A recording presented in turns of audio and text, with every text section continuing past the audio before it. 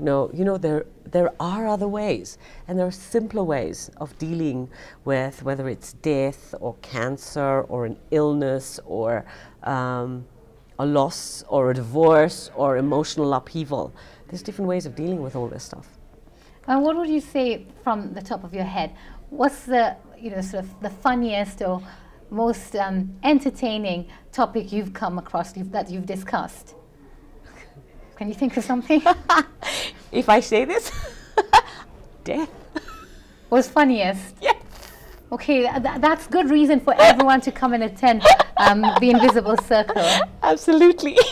I think death is the funniest, that one day I will not be in this body and I will not speak through this mouth, and I have no idea what I will be.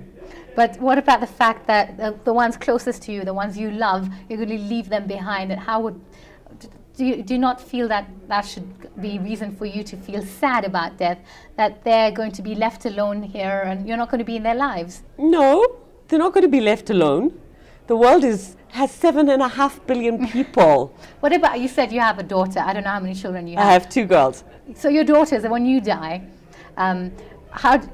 would you ask them to celebrate then? Yes, that's exactly what I've been telling them for the last 15 years. I said to them, I said, make sure it's a party, because I have lived my life fully. Every day I live my life fully. And, you know, they probably need therapy for the fact that I've been saying this to them for many, many years. But really, this is what I've actually said to my children, to both my girls. And if they were here, you would be able to ask them and say, yeah, my mother. That's what she said. She's always said that. And how many people do you have, say, in the Invisible Circle? How many people do you expect to attend, and how do you hold the discussions? Is it individual groups of, say, 10 or 15, or is it one big group? It's a group of, it'll be, I think I've got about 15 to 17. I'm not 100% sure. I had a couple of confirmations I was waiting for. And it's one group altogether. And we just basically take the discussion within the group.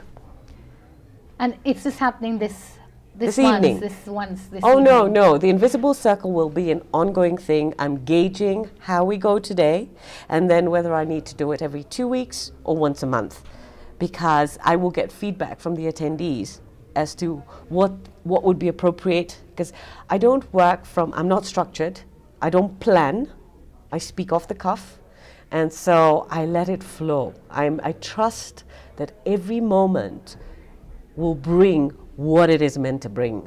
And I live from a very, very trusting faith point of view.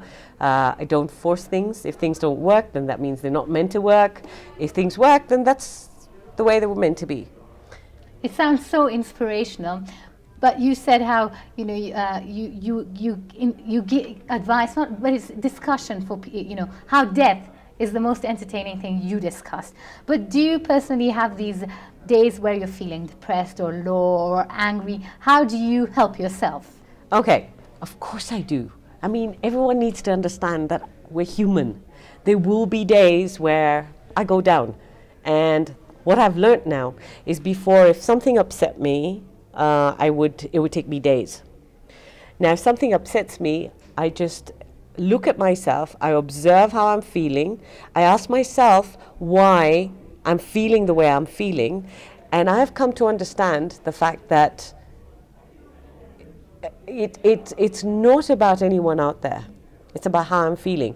So generally people will say, someone said something to upset me, or someone did something to upset me. I have come very far away from that. It's not someone said or did. It's something about me that's getting upset. So I need to deal with that and ask myself why I'm allowing myself to feel like that. And so I deal with it, and I've learned to deal with it really quickly, so I get over it and above it, rise above it.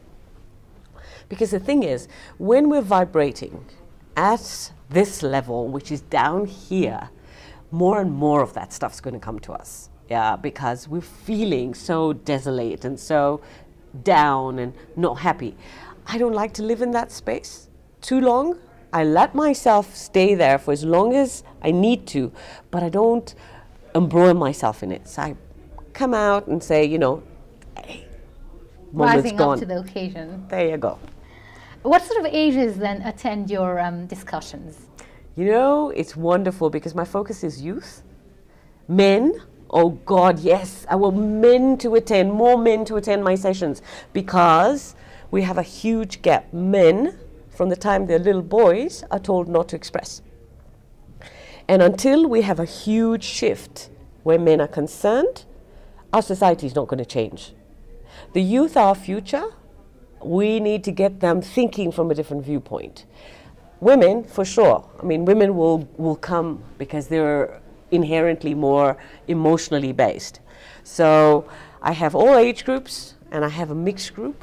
My workshop had, the youngest was 22 or 23, and I think the oldest was about 50 something.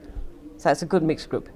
And the Invisible Circle that you're having this evening, what sort of fees are people looking at? The Invisible Circle is 1,500 shillings per person for an hour and a half. Now, I'm doing my workshops in the Invisible Circle, and I'll give talks wherever I'm invited. That's what's giving me an income to go out and do stuff where I don't earn an income. 2 months ago, I spoke at a peace conference for 220 youth. 3 weeks ago, I was in Kibera. This last weekend, I was in Kericho at a conference on equality between men and women. All these are non-income spaces that I go to. I need to survive. That's, you know, basics, simplicity, that's it. I'm not looking to make money and get rich, because that's not my objective. My objective is to get the message out there. The message is, let's stop being angry. Let's go beyond our past. Let's start looking at life from a more meaningful point of view.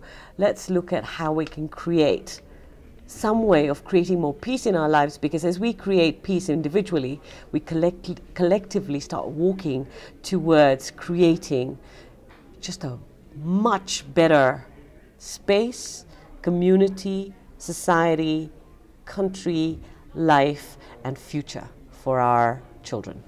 And you said this is not going to be the last of it. So in the future, when you have these workshops, these discussions, how do you advertise for them if somebody wants to attend? I actually, anyone that wants to find out about it, please write to me.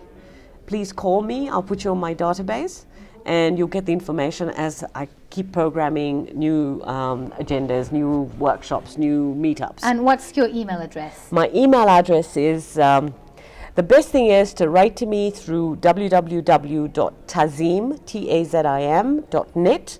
There is a feedback form. If you write to me through there and give me your email address, you'll get on my database just like that, and you'll have information on whatever it is that I'm doing. Thank you so much for coming to K24, and I'm sure our viewers, some of them will be inspired just from this talk, and I'm sure you'll hear from them very soon. Thank you very much for coming to K24. Thank you very much. To wrap up then, so your mission is to try and ensure that people look at life through a more meaningful point of view. Is that right? Absolutely. There you go. So look at life through a more meaningful point of view, something to ponder on, and stay tuned to K24.